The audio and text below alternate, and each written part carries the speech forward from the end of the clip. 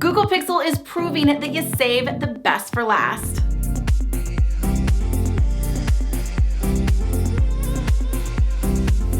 It's been one exciting year with the release of all these new flagship phones, including one that crashed and burned. But with Google's release of the Pixel, I have to say that they topped them all. I've been using the Google Pixel now for a month, ever since Verizon sent it over for me to try, and I did still use it as my daily driver, but what I did to even start this test off is I left all of my notifications running on my Samsung Galaxy S7 Edge so I could start by testing the battery. And yes, the Google Pixel won every single time. And this was in with heavy use, so camera use, tasks use, and yes, Snapchat, the biggest battery drainer of them all. And the Pixel still won. With the design of the Pixel, I do have to admit that it was mistaken for an iPhone a lot. The front of the phone is where you can easily mistake it for another generic smartphone.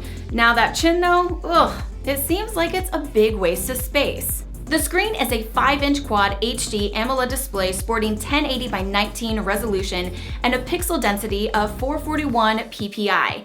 It is a bright, vibrant panel that's a joy to use even in outdoor conditions. Corning Gorilla Glass 4 protection also helps protect the handset, so the display should survive a bump or two. At first, I didn't like the design, especially after owning an S7 Edge. However, this grew on me. On the back, there's the matte metal finish combined with the glossy plastic finish in the upper half of the back. This is where the fingerprint sensor is located as well, and it's a snappy one. Moving to the top, you can't forget the beloved headphone jack, while at the bottom is the USB Type-C port, single speaker, and microphone. Now it's time to get into one of my favorite parts about this phone, how fast it is.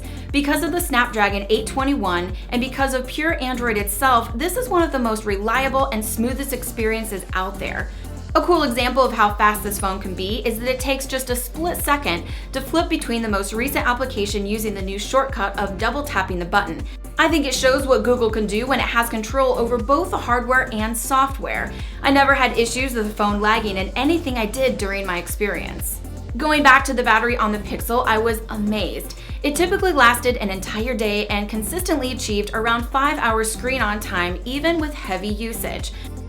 The one thing I'm continually asked about is the camera quality. Yes, the rumors are absolutely true that the Pixel can take amazing photos, and one's even better than I could get with my S7 Edge. The stabilization for video also comes in handy when you want to grab a quick video versus taking my big camera out, especially on trips. For the software, I'm loving the new Android 7.1 Nougat OS. This includes the new Pixel launcher, which, because it's fast, I doubt I'd switch to a different launcher like Nova Launcher. The biggest selling point for Pixels, though, is Google Assistant, Google's new AI-based voice assistant that offers some incredible features. The same assistant that powers Google Allo, but now available through all of the Android interface. Also with Nougat, Google has introduced a new long press feature that allows you to long press an application to access certain features without having to open the application first.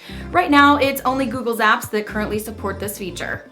With the release of the Pixel, Google is definitely giving us something to look forward to with upcoming phones. And even though the Pixel does cost you a very pretty penny, I have to say that with this phone and this experience, it is well worth it.